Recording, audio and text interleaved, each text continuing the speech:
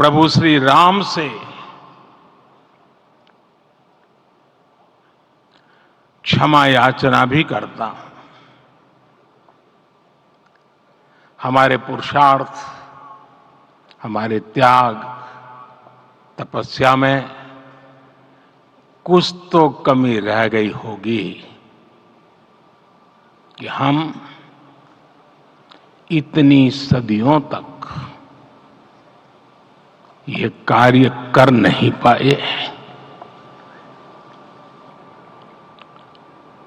आज वो कमी पूरी हुई है।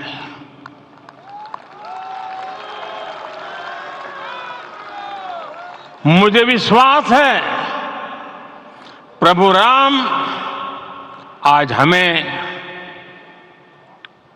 अवश्य क्षमा करेंगे। मेरे प्यारे देशवासियों, त्रेता में राम आगमन पर पूज्य संत तुलसीदास जी ने लिखा है, प्रभु बिलो की हर से पुरबासी, जनित वियोग विपत्ति समनासी। अर्थात प्रभु का आगमन देकर ही सब अयोध्यावासी, समग्र देशवासी हर्ष से भर गए। लंबे वियोग से जो आपत्ति आई थी उसका अंत हो गया। उस कालखंड में तो वो वियोग केवल 14 वर्षों का था, तब भी इतना असह्य था। इस युग में तो अयोध्या और देशवासियों ने सैकड़ों वर्षों का वियोग सहा है। हमारी कई कई पीढ़ियों ने वियोग सहा है। भारत के तो संविधान में उसकी पहली प्रति में भगवान राम विराजमान है।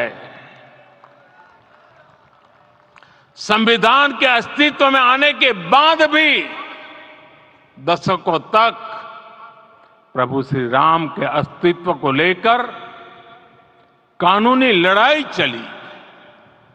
मैं आभार व्यक्त करूंगा भारत की न्यायपालिका का, जिसने न्याय की लाज रख ली।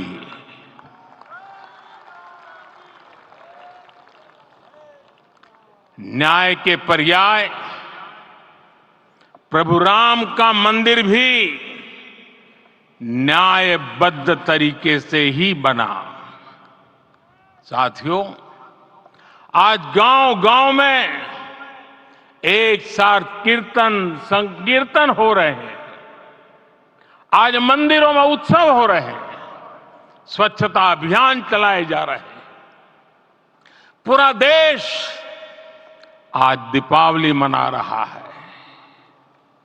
आज शाम घर घर राम ज्योति प्रज्वलित करने की तैयारी है। कल मैं श्री राम के आशीर्वाद से धनुषकोडी में राम सेतु के आरंभ बिंदु अरिचल मुनाई पर था। जिस घड़ी प्रभु राम समुद्र पार करने निकले थे, वो एक पल था जिसने काल चक्र को बदला था। उस भावमय पल को महसूस करने का मेरा ये विनम्र प्रयास था। वहां पर मैंने पुष्प वंदना की। वहां मेरे भीतर एक विश्वास जगा कि जैसे उस समय काल चक्र बदला था, उसी तरह अब काल चक्र फिर बदलेगा और शुभ दिशा में बढ़ेगा। अपने 11 दिन के व्रत अनुष्ठान के दौरान मैंने उन स्थानों का चरण स्पर्श करने का प्रयास किया जहां प्रभु राम के चरण पड़े थे। चाहे वो नासिक का पंचवटी धाम हो, केरला का पवित्र त्रिपायर मंदिर हो, आंध्र प्रदेश में लेपाक्षी हो, श्रीरंगम में रंगनाथ स्वामी मंदिर हो, रामेश्वरम में श्री रामनाथ स्वामी मंदिर हो, या फिर धनुषकोडी। मेरा सौभाग्य है कि इसी पुनीत पवित्र भाव के साथ मुझे सागर से सरयू तक की यात्रा का अवसर मिला।